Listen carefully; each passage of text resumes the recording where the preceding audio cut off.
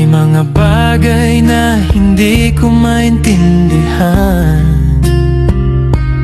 tulad ng pag-ibig nung ako ay iniwanan.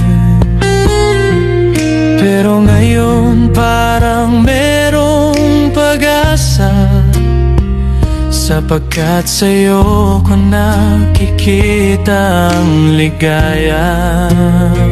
Sobrang hiwaga ng pag-ibig, parang awit na lumalabas sa aking tinig.